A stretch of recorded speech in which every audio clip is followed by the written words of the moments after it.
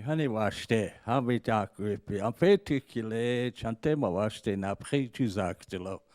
I like to give you that traditional greeting in one of the classical languages of the Western Hemisphere known as Lakota.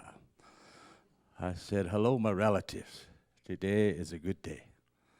The hearts of our people are strong, and we extend our hand in friendship.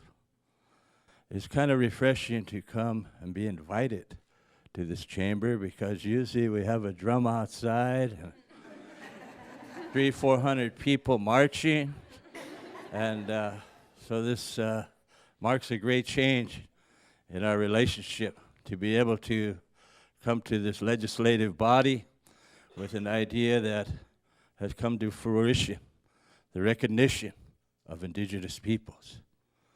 Remember, we discovered Columbus.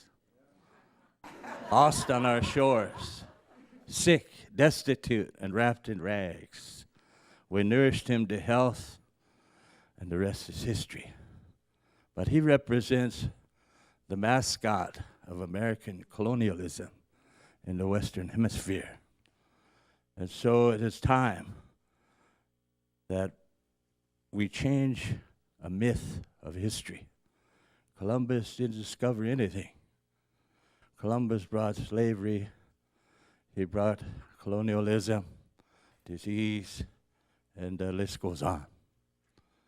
But here we have a chance, one of the few chances in history to right a wrong.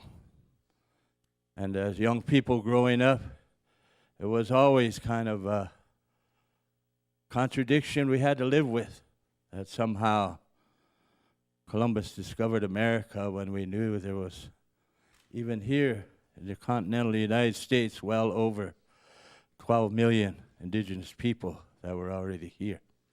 We too, as Indigenous peoples, have a creation story to tell. We too have a language, a culture, a government that governs our people. This is the beginning of the recognition of those contributions to the United States, and indeed here to Minneapolis, where the City Council has previously recognized the contributions to the work of, I see one of our great friends, Chris Matonupa, who talked about truth-telling, because he comes from the great Dakota peoples, who in December of 1862 suffered from one of the largest mass hangings in the history of the world, 80 miles south of here.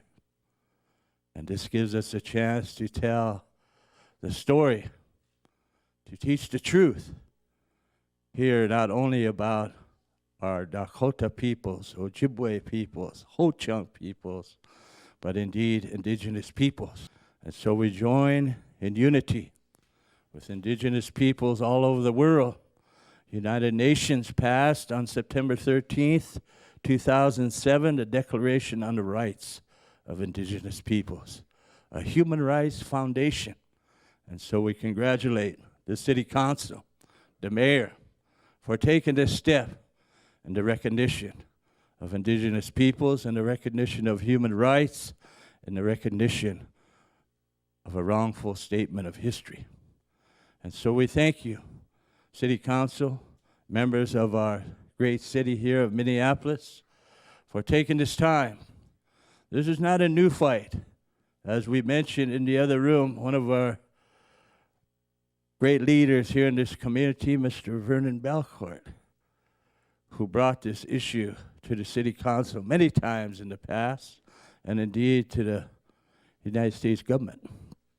So not only are we going to pass this and move on to the state of Minnesota, but we've been talking to Congressman Ellison to take it to Washington, D.C.